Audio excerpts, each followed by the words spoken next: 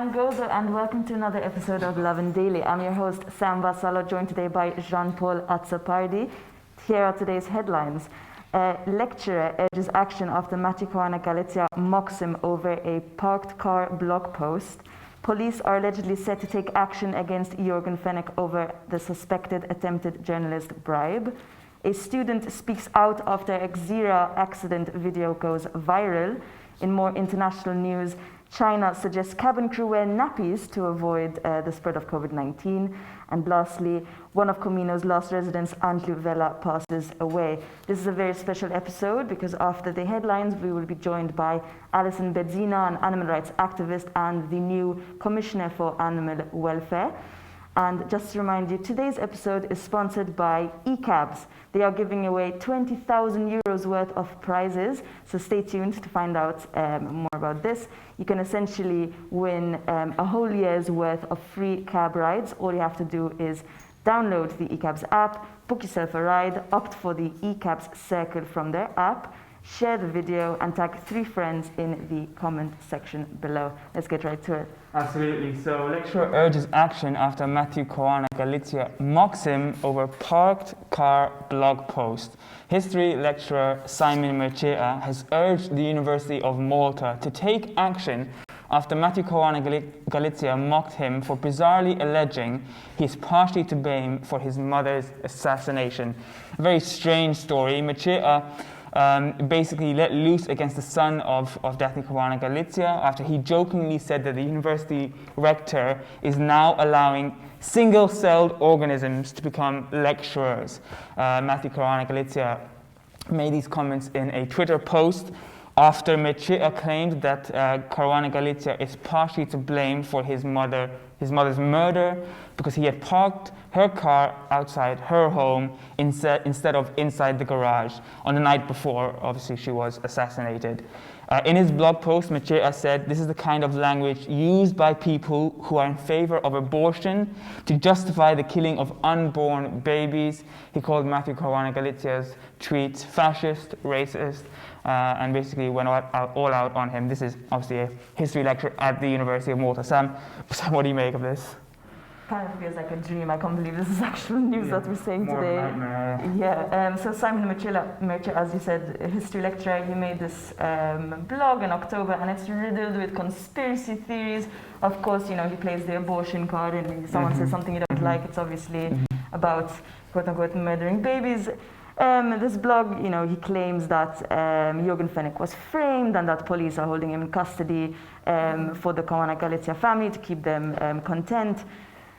Super bizarre. I'm surprised University of Malta haven't spoken out strongly against this. I don't know whether they're kind of saying this is like freedom of speech or whatever, but I'm hoping people don't take him quite seriously. I don't think people are really. Absolutely. So let's get on to the next story. So police are allegedly set to take action against Jürgen Fenech's lawyers over a suspected attempt bribe. So Newsbook reported yesterday that police are set to take action against Gianluca Caruana, one of Jürgen Fenech's lawyers, saying that they have sufficient evidence to press charges. It seems that both Caruana and his other lawyer, Charles Mercea, have been called in for questioning. Just to, if you want to refresh people's memories on what this bribe was. Yeah, so I believe it was last month or 2 months ago now, Times of Malta journalist Ivan Martin flagged how Caruana offered him a set of €500 notes in return for favorable coverage towards his client Jürgen Fenech. Mercea was also present in the meeting. Caruana confirmed that he offered remuneration to Martin in return for favorable coverage towards Fenech, saying the journalist led them to understand that we could use his services to help neutralize the bias in reporting in the media. Now, obviously, this all seems to be coming to a fore with the police set to take action against Caruana. We'll just see, obviously, where this goes, but Jürgen Fenech isn't out of the woods yet. Super muddly. In fact, Jürgen Fenech recently, actually, I believe yesterday, he has penned a letter to the Council of Europe, to Parliament, saying that the inquiry is biased and they haven't appointed experts. He's also previously talked about, prison conditions and saying that his human rights aren't being upheld. And speaking of prison conditions, if you want to hear the first-hand account, you should check out this book by Daniel Holmes. It is called A Memoir from Malta's Prisons from a Cage on a Rock in a Puddle. It's basically his first-hand account on, his experiences, 8 years in prison for growing 29 cannabis saplings in his Gozo home. The struggles he's faced with fellow inmates, the everyday politics behind bars. It's a super cool book. It's a super cool gift. Christmas is just around the corner. Be sure to get your copy. On to the next story, shall we? Yes, so Cian has spoken out after his Xira accident video went viral. So yesterday, it was all over Facebook, all over social media. A video was uploaded of an 18-year-old student who got run over by a car as he was trying to cross the road. This 18-year-old student was Maltese Egyptian teenager Omar, and he explained how he was waiting on a bus stop in Xira that had no pavement when he somewhat carelessly, didn't look both ways when he crossed, and he got hit by a car, and he actually flew a few meters and landed on the pavement. Fortunately, he got straight back up, obviously in shock, that he had been hit. His friend came over to attend to him. Luckily, initially it was reported that he had no injuries. He said he had no injuries, but police and ambulance arrived. They took him to Malta Day.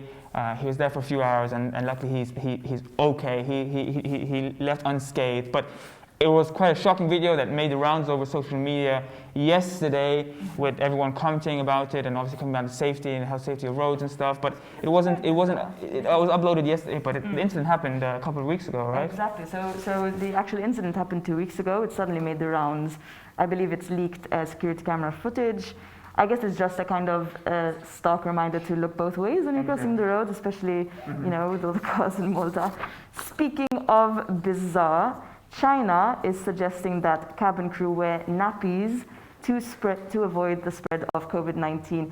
This is the latest guidelines from China's aviation regulators, saying that diapers or nappies should be worn as part of protective equipment for cabin crew, especially when they're flying to high-risk countries. Essentially, I guess, to avoid using toilets and taking everything off and potentially spreading the virus. Hopefully, this is short-lived with the vaccine, around the corner. But can you imagine being on a flight and knowing that, cabin crew are... I hope it doesn't come to that, to be honest with you. Just to give you an update of the COVID-19 situation in Malta, there are currently 1,872 active cases, following 106 new cases confirmed yesterday, along with 128 recoveries. The total 4 people unfortunately passed away yesterday due to COVID-19 complications, meaning the total death stands at 164. Condolences to the family, of course. Moving on to our last story, one of Camino's last residents, another sad story here. Andrew Vella has passed away.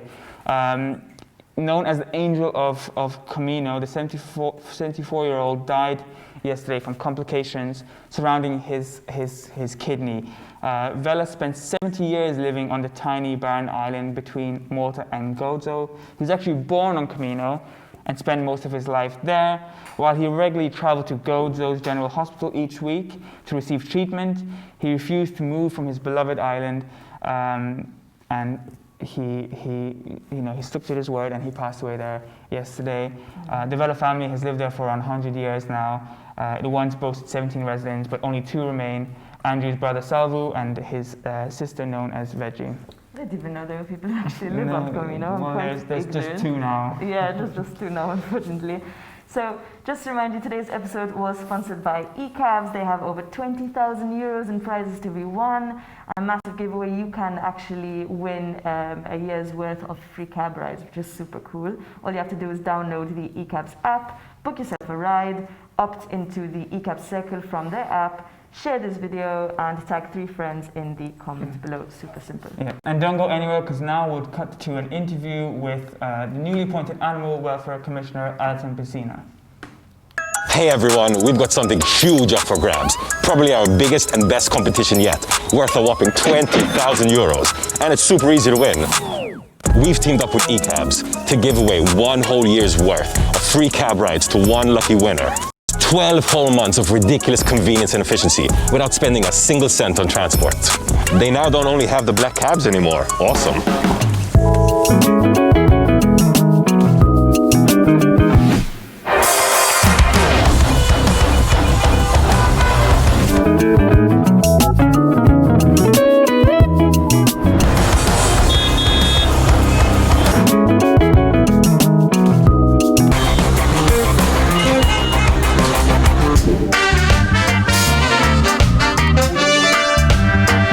So, how do you win? Step 1, download the eCabs app. Step 2, book yourself a ride and opt into the eCab Circle, which allow you to save money, earn points, and great benefits. Step 3, share this video and tag 3 friends in the comments below. It's really that simple. Now, if an entire year's worth of free cab rides just doesn't do it for you, there's a bunch of other great prizes up for grabs, including a brand new iPhone 12 and so much more. And if you've already booked one ride this year, just opt in. Competition ends December 25th at midnight. This sounds almost too good to be true. Just opt in. Sorry guys, I was stuck in traffic and I really couldn't find parking. Good morning and welcome to this Lovin Malta special interview with animal rights activist and newly appointed Animal Welfare Commissioner Alison Bettina. Alison, thank you so much for joining us today and thank you so much for bringing your extended family with you. Yeah.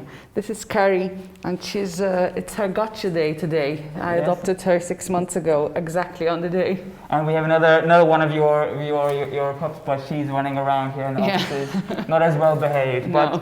But so you recently were appointed the new Animal Welfare Commissioner about 2 or 3 weeks ago, and since then you've managed to ruffle the feathers of some people in Malta, most prominently zookeeper and labour right Anton Rea-Kataya, who you had posted a status about zoos in Malta and your opinion on zoos and what should be done about them, and in retaliation he threatened to get you fired in a video, made threats to you. Since then, he has now said he's willing to work with you.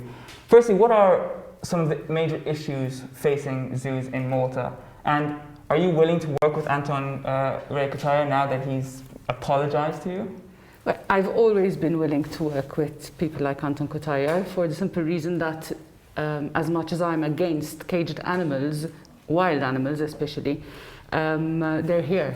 So the plan was to work with people like Anton and other zookeepers in order to regulate the whole thing and make sure that we safeguard the animals that are already here as much as possible. So yes, I mean, it's a good thing that he apologized, and I appreciate that. And the answer to whether I'm willing to work with him is yes. In general, I'm willing to work with anyone that helps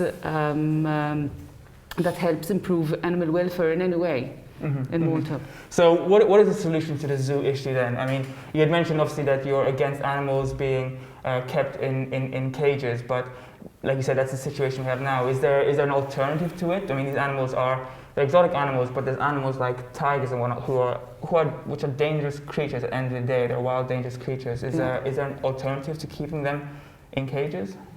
In not keeping them at all. But they're here now, yeah, right? But so with the ones that are here, I would very much like to see a change in the law which does not allow petting because of cubs. As a lot of reports have said, and especially the report that was written by my predecessor, Dennis Montebello, who wrote a 23-page report in collaboration with Four Paws International, and these are specialized experts in this field. They clearly stated that petting of cubs has absolutely no benefit for the animal. It might not harm them, but it has no benefit for them. The only thing that is beneficial is that they get used to being around people, and since they are in a zoo, they might as well get used to it. But other than that, getting used to people does not have to be through public petting. It can be done through the people who work at the zoo and know what they're doing. Other than that, I'd like to see a slowdown in the breeding. so that we eventually have less and less caged animals in zoos. Obviously, you cannot just, ban zoos and close them. The animals are here. We're in the situation that we are. These animals have probably a longer lifespan than I have. It won't happen in my lifetime, but that we gradually start to cut down on caged animals is what I aim for. Right, and the Animal Rights Ministry earlier this week published a list of exotic registered pets in Malta. But there's also, is this a comprehensive list of all the exotic animals that are here, or are there some that are unregistered and whatnot? I would say that there are quite a few that are unregistered. Obviously, we wouldn't know about them because they're unregistered, but from experience and from having my ear to the ground about the matter, I would safely assume that there are quite a few that are still unregistered and we don't know where they are. Mm-hmm. Okay. And more a bit about your role as commissioner. I think a lot of people are quite unaware of what the Commissioner for Animal Welfare actually does.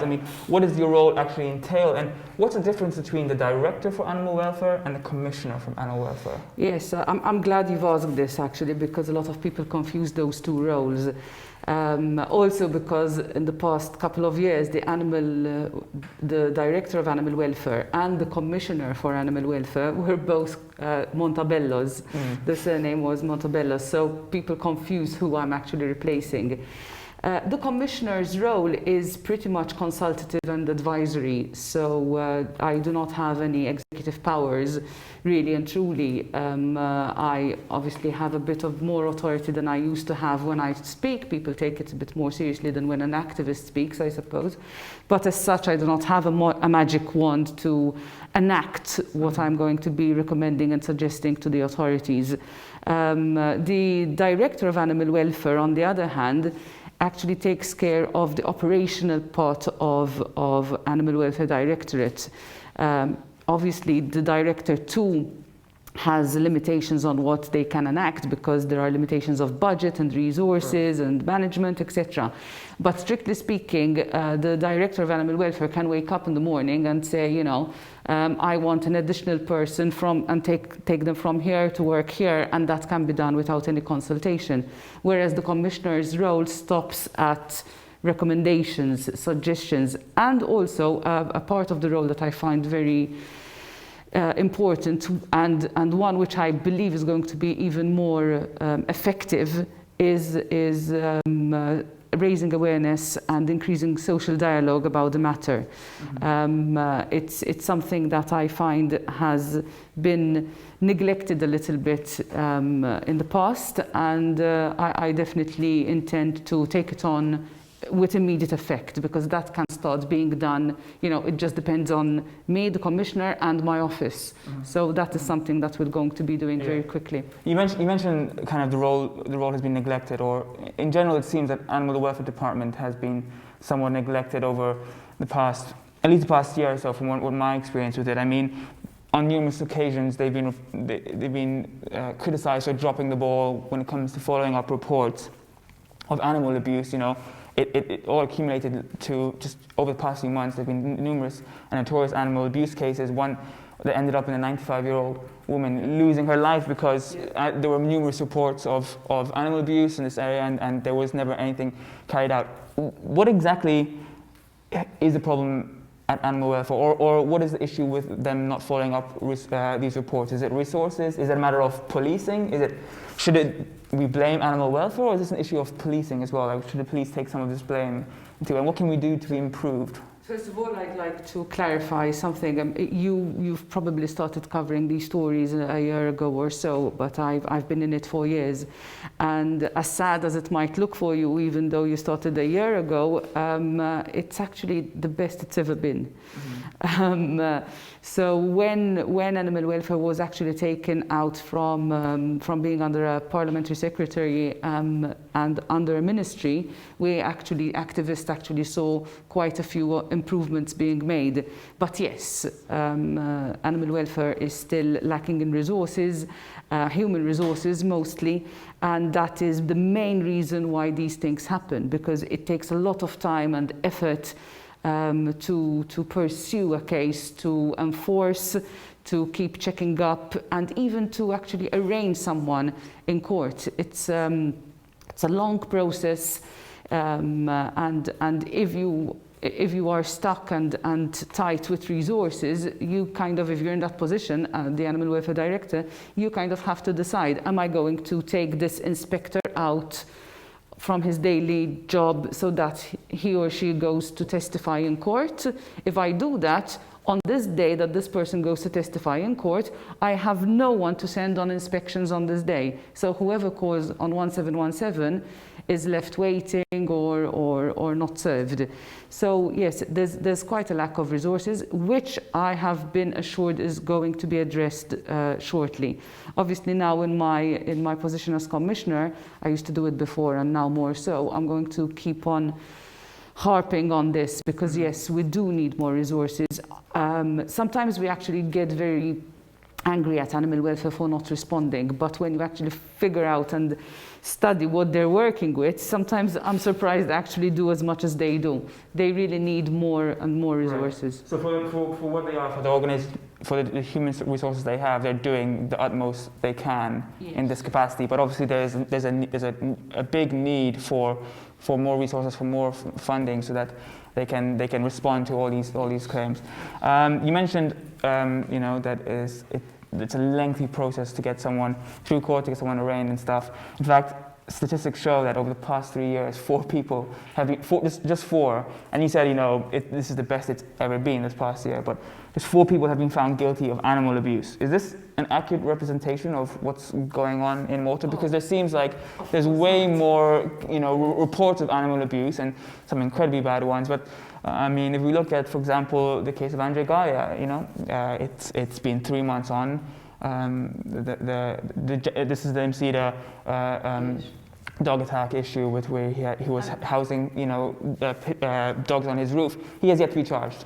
At this point, it seems like he may never be charged. So is this an accurate representation of what's going on in Malta? No, it's definitely not an accurate representation. There are obviously many more cases of abuse and neglect, but the majority of them are not arraigned in court for the reasons that I just explained. It's too much of a lengthy process. It takes too much resources from animal welfare, and there's no guarantee that it's going to be a win. In the case of the MCDA case, for example, since animal welfare went many times before and somehow found nothing wrong with how the dogs were being kept, technically I don't see how JERA can be accused of animal abuse or animal cruelty, because if he is now arraigned for that, then the question begs to be asked, then why were the dogs left there? Even after the incident, the dogs were left there. A volunteer had to take them out. So if JERA is ever arraigned, I don't believe it will be for breach of the Animal Welfare Act, but for something else. Isn't this also an issue of the inspections carried out at these homes? What exactly goes to an animal welfare inspection when they check someone like Andre Gaia and they give him a clean bill of health? Clearly from what the reports made and what people were saying, that these dogs were being kept on roofs and kept in poor conditions, but yet animal welfare went there. And I understand obviously there's an issue of resource, but also it seems to be an issue of the process in place where the inspections carried out either aren't thorough enough or don't have a more comprehensive checklist of what defines the well-being of an animal in a certain space.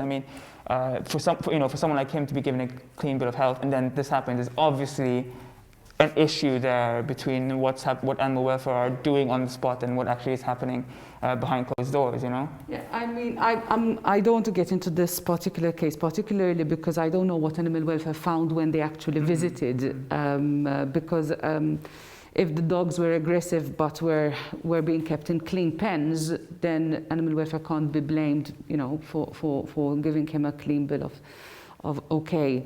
But one thing for sure is that the issue of resources comes into it again. This time it's a question of space. So animal welfare do not have unlimited space on where to keep the dogs that they confiscate. So they also have to discriminate a bit and only confiscate the dogs and cats that are in the worst kind of states, because otherwise, the moment that they're full, they cannot take in anymore. So if dogs are being kept semi-okay, but there's something to fix, they try to keep them with the owner and not just confiscate, because obviously then the next day a call will come in, the dogs in that call will be in a worse state, but they cannot confiscate them. So yes, when animal welfare confiscates any animal, it's really on a huge, tough and strong basis. They try not to as much as possible for this reason, because the space is limited. So let me ask you this. Do you think animal welfare are doing a good job? With the resources that they have at hand, they're doing a good job and a better job this year. We've seen quite a few improvements this year, and the resources were increased a little bit as well. For example, the pens in Amiri, which is where they keep the dogs, have been refurbished, and they're better than last year. But obviously there's a lot more to be done. I believe that if the resources are increased significantly and intelligently, we will see a huge difference with the service that we get from animal welfare. There's been a lot of talk over the years about this pet cemetery. Do you know if Malta will ever get this pet cemetery? Well, to be fair with you, to be honest with you, it doesn't really interest me, because obviously a pet cemetery is for the interest of humans. The animals are already dead. So as far as I'm concerned, it really shouldn't be a priority. If there's money that is being invested somewhere, that should be the last place that it should be. However, I know that it is an ongoing project, and it's been approved, and we should have it very soon. However, it's not going to be a crematorium. The cremation process is still going to remain with Island Sanctuary, which is the charity that does the cremation. Okay. And lastly, just to wrap things up, what do you hope to achieve in your tenure as Animal Welfare Commissioner? My aim hasn't changed from a couple of weeks ago when I was an activist. Obviously, my aim is to improve the lives and the standard of living of the animals in Malta. However, that may be with small steps, big steps. So whichever way, whatever I'm going to be doing is just an extension, the continuation of what I was doing before. Hopefully now with a little bit more access to information, so I will be able to recommend solutions a little bit more better and efficiently. Amazing. Thank you so much for joining us today. Appreciate you coming out, and appreciate you bringing your dogs with you. Thank you everyone for joining us for this Lovin Malta interview with animal rights activist and now newly appointed Commissioner Alison Bettina. Bettina, best of luck in your new role, and to everyone joining us there, thank you for joining today, and have a day full of lovin'. Bye bye.